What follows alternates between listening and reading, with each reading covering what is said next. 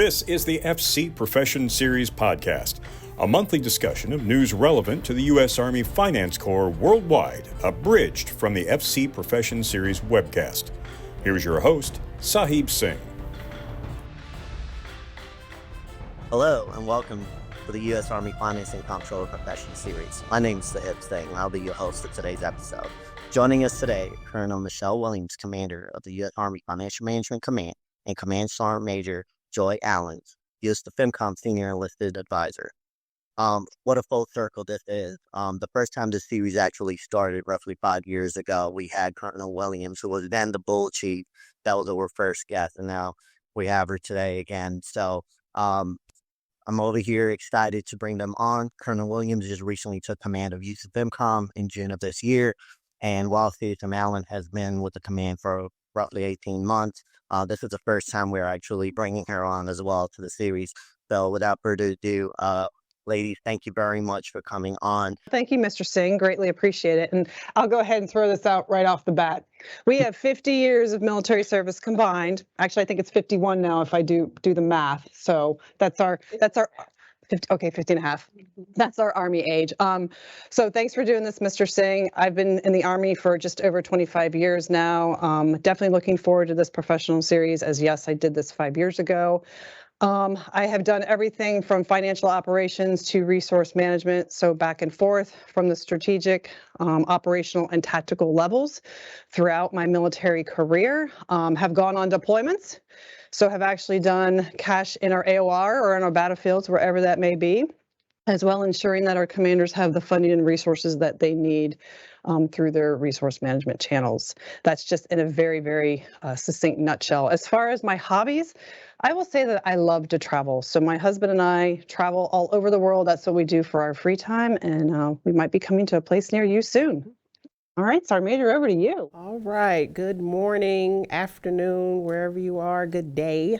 I am Command Sgt. Major Joy Allen. Like the commander put out our Army age out there. I keep telling her, stop telling the people how old we are, but I have been in the Army and the Finance Corps my entire time, since 1999, 25 plus years, and I've done probably every leadership position and finance operations position. I came in as a 73 Delta, an accountant specialist, and I've done absolutely nothing accounting since I've been in the Army. But it's been great. I've been in USAFMCOM for everybody keeps saying 18 months, but it feels like 2.5 years already. But it's about 18, 19, 20 months, and it has been an experience. Everybody keeps trying to ask me what is my interest and my hobbies, and I'm pretty boring. I like to work out, right? I read a lot, not a lot lately. The commander here says she likes to travel, international and national travel, and she has proven that since she's been here, because I've been on multiple trips with her. We enjoy the traveling, going around and seeing all of the finance and comptroller soldiers and civilians and organizations as well. I am a football mom, right? So I'm not a football fan, but my kids play football. Now we're into wrestling, basketball. So I enjoy working so that I can pay for all of those activities that they so love to do and doing well in as well. So great to be on, Mr. Singh. I try not to call you Sergeant Singh, but Mr. Singh, and looking forward to having a conversation with you all. Thank you. Well, first of all, ladies, it's just, I'd like to say thank you for, serving our nation for so long and collectively over 50 years. That's just great. And then your individual experiences that you brought, throughout your career, and then utilizing that as we move forward, in your military career, and then just, as the Army evolves and then, modernizes and so forth.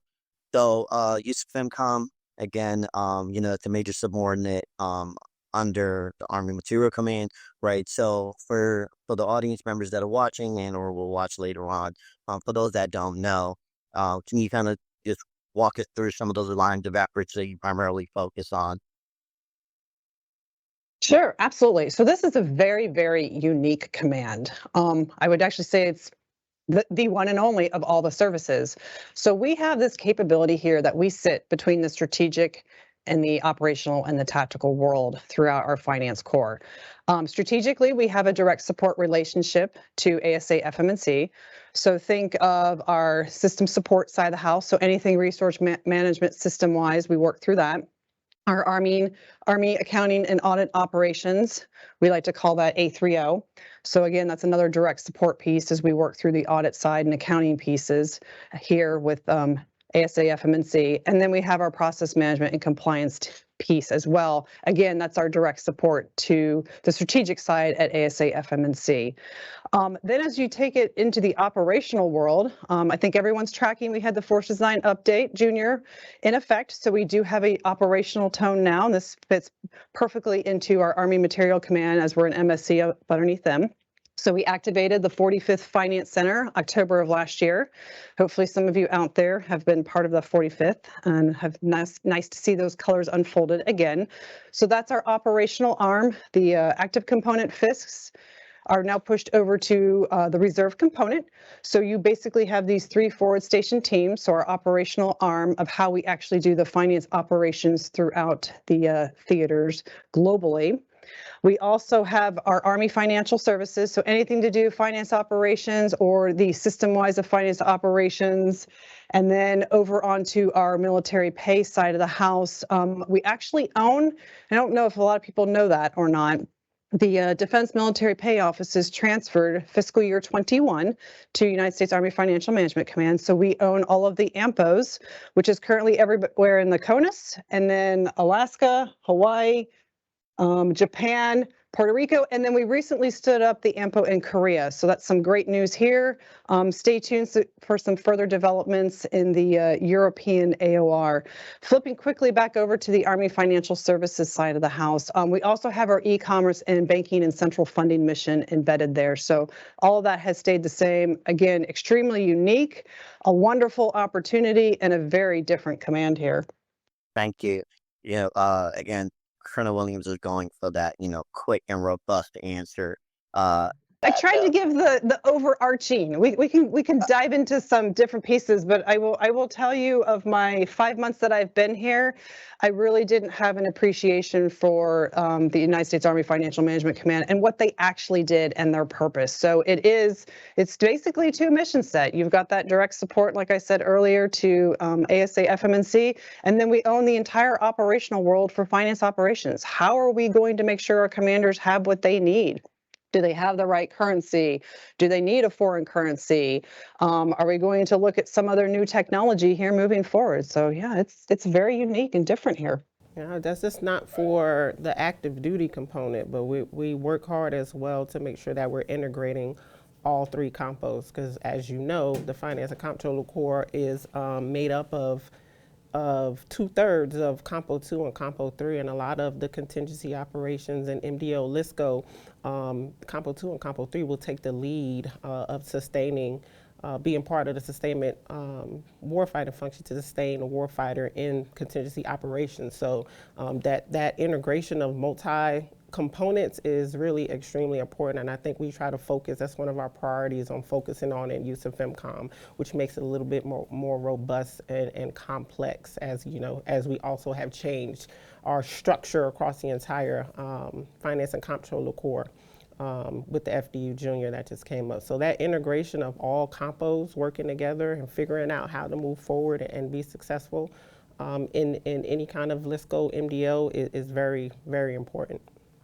Excellent point on being embedded. I'm not sure many people know this yet. We actually have a Compo 3 on board, funded by the OCAR. Thank you very much. So we have Lieutenant Colonel Pam Poosh on board. So that integration for at least Compo 3, and then we will have a Sergeant Major on board, I want to say January of 2025. So that embedded piece. So Compo 2, looking for you next. Could you expand a little bit more on that? Are they going to be serving in a liaison role? Are they going to be, what are the key priorities that you're going to have them focus on as you do the integration across, multi-compo or across the enterprise? Additionally, as you talked about large-scale combat operations,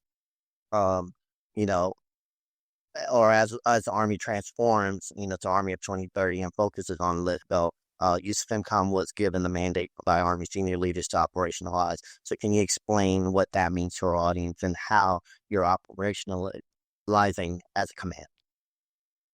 Yes, so we're beginning to work on that. We do have 3 forward station teams as part of our 45th. So we've got a team stationed in Germany, we have a team at Fort Knox, and we have the last team in Hawaii. So those teams, I would say, they're about 90% operational now, up and operational. Still working on getting some of that equipment in. And they're really embedding themselves with this new force structure. How are they working with the finance operations centers that are sitting in the TSCs right now? How are we going to integrate with the core finance battalions and how they have that early entry team? What is that way ahead? And I know it's heavy compo 1 right now, but then as we move into large scale combat operations, where do we pull in the compo 2 and 3? How do we pull in? What capabilities do we need? Yeah, I think what's important for at least us as a command team, as part of AMC, as part of the sustainment community, is understanding what those different ASCC, Field Army commanders, ACOM commanders need in order to sustain their warfighters, and integrating with the sustainment community when we're talking about the theater sustainment commands, the ESCs, the core finance battalions, and how to make that make sense for the entire enterprise, to understand where we come in with the integration and coordination of finance operations, and in some cases resource management. I think that's important for at least USAFMCOM to be able to integrate fully from the strategic all the way down to the tactical standpoint. Appreciate that input. So, Star Major, let me ask you this. So, as you've been, traveling, across the country, visiting these AMPOs that Colonel Williams talked about earlier, can you share with us some insight on, some of the lesson learned, advantages, and/or challenges that the AMPOs are having? Again, this is your opinion, right? So you don't have to bring anything formal to the table, but some of the things that you're seeing that could be done better and/or are being done, but maybe as an enterprise, folks are not seeing. I think at first, I think all the AMPOs are doing an amazing job across the enterprise, trying to do what we have always done for the past 25 years, at least as long as I've been in, with our soldiers that were fully in the AMPOs and now not, and trying to maintain that world-class support that we provide to our soldiers and our families and our garrisons, and now with less resources than we had before. I think that's mostly the challenge. The resources, when we talk about money, when we talk about people, when we talk about the subject matter expertise, but I think our military pay operations do a good job with managing that network, and our employees having what they need to be successful to support the warfighter. But I think that has been a challenge. I think a challenge has been that the Army has, transitioning how they pay and do administrative actions for the Army through IPSE, right?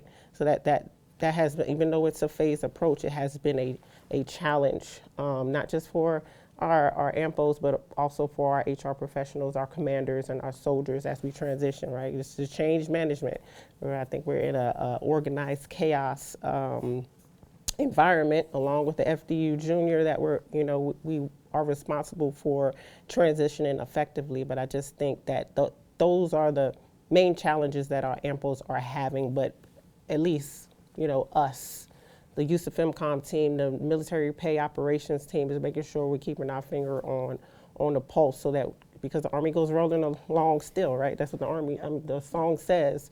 So regardless of the changes and the challenges that we're having and the concerns that we're having, we still have to support, the warfighter. We still can't let the mission fail. So it's amazing to see how, even though it's challenging, internally, that we still are able to support our enterprise and the Army based off of Army senior leader decisions. We're going to make sure it transitions effectively. But I think that I really truly believe, like, it's my opinion, but believe that they're doing an awesome job keeping up with those changes. So, with my little experience in finance, right, I've always heard, in reference to Korea, how the soldiers were always integrated in that mission over there, either, from the dispersing side of the house or even just military pay, right? So, Colonel Williams, I guess for you, what's really driven that change in reference to, standing up in AMPO in Korea, right? And if you can talk us through, what that structure is going to look like, in reference to, local populace either working within that office and or, if there's going to be some soldier integration, what that battalion is going to be doing, or what that unit is going to be doing out there as well. Sure. So if anyone's not aware, the 125th Finance Battalion that's currently sitting in Hawaii, they are actually the only core finance battalion in Compo 1 that finance companies. So two of those companies are in Hawaii, and then that third company is on the Korean Peninsula. So what we've done is we've stood up that AMPO to take over the military pay. It's brand new. We just did the ribbon cutting ceremony on the 31st of October, so check that out moving forward. And right now we are transitioning the green suiters out of the military pay office and standing up. We've got Korean local nationals, and we have civilians as well as the supervisors there. We have 3 locations. So the main location is at Camp Humphreys, and then we've got Camp Walker and Camp Casey. All right, so those are our 3 locations they're standing up. Sorry, we only made it to Camp Humphreys while we went out and visited them this past September. But that intent is to stand that up and have that military pay being taken over by the Korean local nationals. Then you'll have to remember we have this thing called IPSA right now, right? And we've moved 10 transactions over from our financial system over into the HR system IPSA. Team, that's only 3%. So think of that as we move forward and we start integrating with the IPSA and transitioning these pay impacting transactions over to the HR community. But how do we do that? How do we synchronize that? And then remember, our military pay offices also have that dispersing mission. So it's both military pay and then the dispersing. So think of the death gratuity payments, the cash collection vouchers, the separation payments, and I'm sure I'm missing a few more others out there. So how do we de-link these 2 different jobs that we're doing at our military pay offices, and then how do we transition that over to the HR community through IPSA? As it has that rollout going through with the different pieces of the financial indicators, and then how do we take over that dispersing piece, if you will, moving forward? I think everybody likes to ask the question, since 176 FEMSU deactivated, and we're standing up we have stood up the AMPO in Korea, what's going to change? What changes can we see? In my opinion, there's no changes that you can see or expect, except for the category of personnel who actually work in that, on that mission. And probably one of the main things that change is the continuity of the personnel there, because Korea is a 1-year assignment for most soldiers, so they come in, probably get a good 10 months of subject matter expertise and working on that mission, and they have to move on. Like I said, Army goes rolling along, move on to their next duty station, and they're constantly turnover. So I think that's one of the advantages or changes that we are, probably most proud to see, is the continuity of the employees to make sure that they give and providing that world-class finance operation support to, the soldiers and their families. And training on their METs, their metal tasks. So yeah, definitely that company, all of the companies in finance battalions should be focusing on training on their actual metal tasks. Hey, so let me ask you this. One day in the future, when you're sitting back on some rocking chair, what do you envision that 36 Bravo, 36 Alpha to be? And where do you see, that future finance soldier going or officer? All right, I'll take it. I actually see the future of the finance corps with our entire dispersing operation, internal controls, and commercial vendor pay. That is the way of the future through our resource management. So the very beginning, how we're getting the money, ensuring that we have the funds available, and then making sure we've got somebody there on ground to actually make that payment, whether we've got a cashier or we have a dispersing officer or somebody there doing that commercial vendor pay piece to make sure that payment goes out at the end of the day. That's almost a cradle to grave. So that's everything from the front end to the back end. And then we're going to have to somehow work the accounting piece in, which I'm going to go with here since you're the 73 Delta. I already told you, I was a 73 Delta, but I did absolutely nothing accounting. So we might have to work on some accounting pieces here moving forward on the back end, but that's pretty much what I see, a whole cradle to grave between resource management and the finance operations piece. Yeah, I honestly, I don't see no change. I think we just need to manage the change effectively at our level strategically and operationally, so that our soldiers and our leaders can get the full picture and the aha moment. This is what we're supposed to be doing. There's nothing has changed with what we've been doing since at least I've been in the Army to now, except for military pay. You know, a average finance soldier is not responsible for military pay on any installation camp post until we deploy. You can figure that out too. But I don't think there's any change. I think what I want to see is that we all finally integrated, whether we're few and far in between our distance with each other, but we're all on the same page, and getting us back to what our competencies are. I'm not back, but improving on that training, the sets and reps, and just preparing to fight and win wars. Because I mean, that's what we are. That's what we're here for. So I don't see no change. Yeah. That's our job. What does that commander need? That's the job of that 8, making sure they got that money available, making sure that finance battalion has got it. I've got the cash or the foreign currency that we need to make that payment. We should be moving ahead of what our commanders need. I think the flexibility and agility of our soldiers and leaders is what I would like to see. Spoken like a true Army leader right there. Hey, so again, everything that you've said makes sense, right? Obviously, the key is messaging, right? Everybody being pretty much on the same page. That same communication that's at the strategic level trickles down all the way to the bottom. Regardless of how it's said, as long as that message remains the same, that's the winning on there, right? So again, I want to thank you both for obviously giving us an update on USAFMCOM, kind of just talking to us about, what the command brings to the fight, future initiatives, and things of that nature.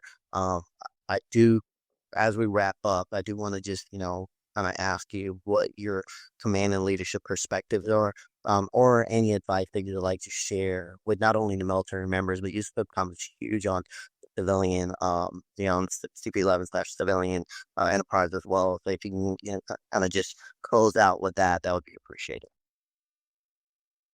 I would say communicate and network. Make sure we're all level set, saying the same thing moving forward. If we have questions, come up and ask them.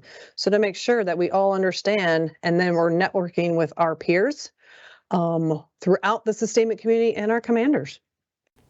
Yeah, I think the 3 things that I always try to leave people with is to remain relevant. One, right? Like I've said throughout this entire series, we're relevant.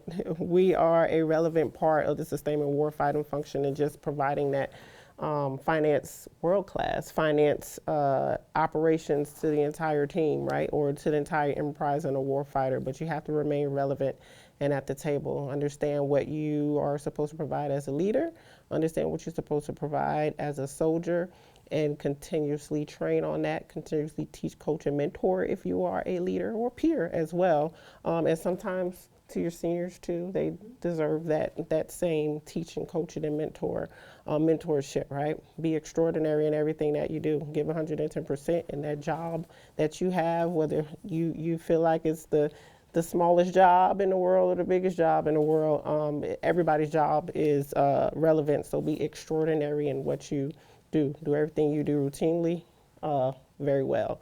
To me, that's being extraordinary. And remain humble, right?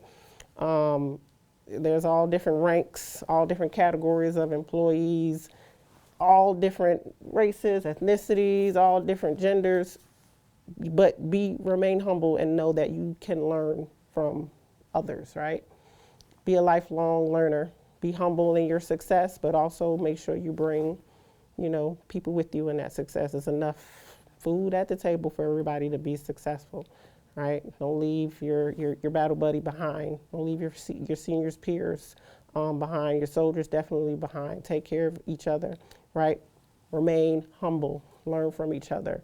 And I think if you take those three things, put them all together on a consistent basis, I think we'll all just be successful.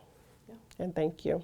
Hey, we're looking forward to you joining our FMCOM team. So CP11s, 36 Alphas, Bravos, look us up, ask the questions. Shameless plug. Yes, I know. Come join our team. Awesome. Well, again, ladies, thank you very much for coming online and, sharing over the last hour your time with us. We know you're busy and you have other priorities as well. So, again, on behalf of USAFMC and the enterprise, thank you for coming online. For our audience members, hope you're able to get something out of this. And again, thanks for joining. And looking forward to our next series where we'll bring those guests on. And in reference to your seats, you just have your supervisor sign that you attended the episode, and you'll be able to get that 1 hour CET towards the DODFF certification. Just a quick note for the audience members, award submissions are continuously going on. I believe the deadline is December 18th. So please put in, either individual or team awards and submit that. And then there's also the Army audit that's happening. The session invite has closed now, but if you still need some information on that, you can reach out. It will be held in person and virtually. With that being said, again, we hope that you enjoyed today's segment. Thank you very much for tuning in. Just support and serve. Take care. If you would like to see the full-length video of this presentation, simply follow the Divots link in the description.